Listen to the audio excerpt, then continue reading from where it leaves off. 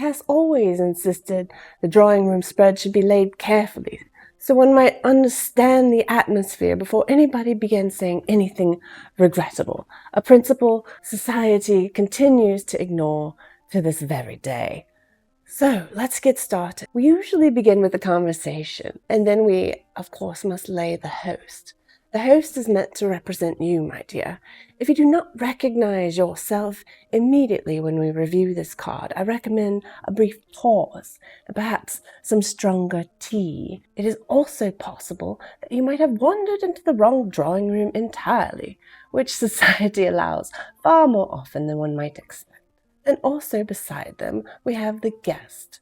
The guest is meant to represent the energy approaching your room, or occasionally disturbing it. Between them, of course, as I said, we have the conversation. That's not merely what is said aloud, but it's what is repeatedly implied or avoided, perhaps, even disguised underneath everyday, ordinary conversation. Above them, we have the window. This is meant to represent what is privately longed for. People become extraordinarily honest near windows, wouldn't you say? And then finally, we have the door.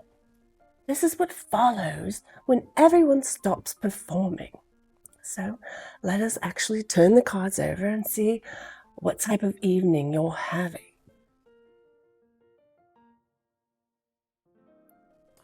The host, this is you, the Queen of Pentacles. Excellent. You appear composed, attentive, reassuring. You're the sort of person who remembers birthdays, preferences, passing fancies and remarks, perhaps even emotional histories, and whether someone sounded slightly tired 3 Thursdays ago. It's a dangerous level of competence, honestly, and a little bit frightening, because it's the sort of card that might appear when a person has become so reliable that others mistake their steadiness for invulnerability. You may presently suspect you're carrying more of the emotional atmosphere than everyone has acknowledged. Let us examine your guest. The Page of Cups. This is someone who is emotionally sincere, but not emotionally organized. There are feelings here, certainly. There's messages drafted, deleted even, conversations initiated without any clear plan for surviving them. The Page of Cups is perhaps charming because they mean what they feel in the moment. The difficulty, of course, is that the moment is changing constantly. It's the sort of person who looks at you as though they've just discovered poetry, but then must retreat into themselves for 6 hours because they've discovered also that they have a perfectly normal internal life that they find overwhelming. It may be attractive to some, but I believe I would find the behavior rather tiresome. However, let's examine the conversation betwixt you. All right, it's the Seven of Pentacles. Well, this is very interesting. This connection has entered a phase where both parties periodically pause and wonder what is going on. A question that has destroyed perfectly good peace of mind for centuries. The Seven of Pentacles, as the conversation, suggests waiting, observation, emotional investment without immediate clarity.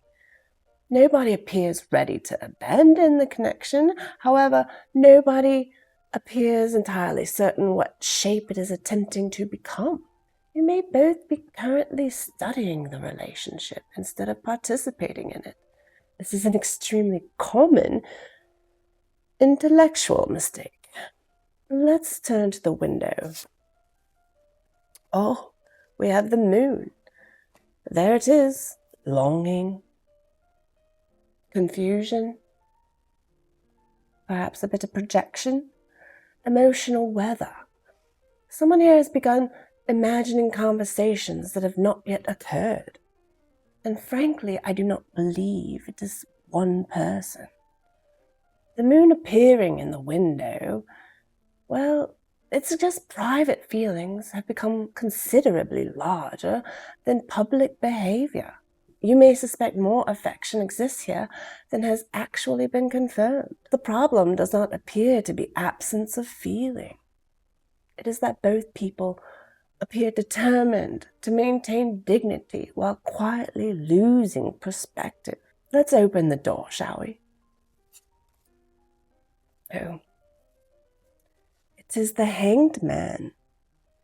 Indeed, that is very interesting, because the Hanged Man does not open very quickly, does he? This card suggests delay, not rejection, not failure, delay.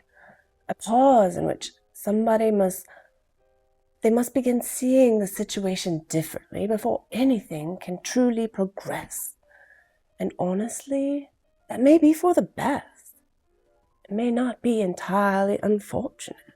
The card suggests that this connection is attempting to shift from fantasy into reality.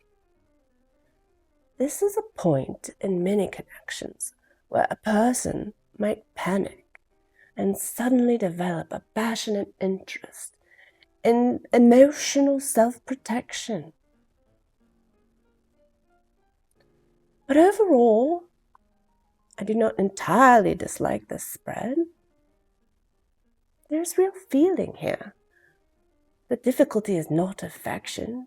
The difficulty is timing, interpretation, and two intelligent people attempting to avoid vulnerability while simultaneously craving it. Historically speaking, this has produced nearly all worthwhile romance. If nothing else, the cards do suggest that neither of you is indifferent, which is excellent for romance, but may not be the best for peace of mind. Do call upon me again. I'm anxious to know whether anybody behaves sensibly before Michaelmas, although, as history would tell it, it seems unlikely.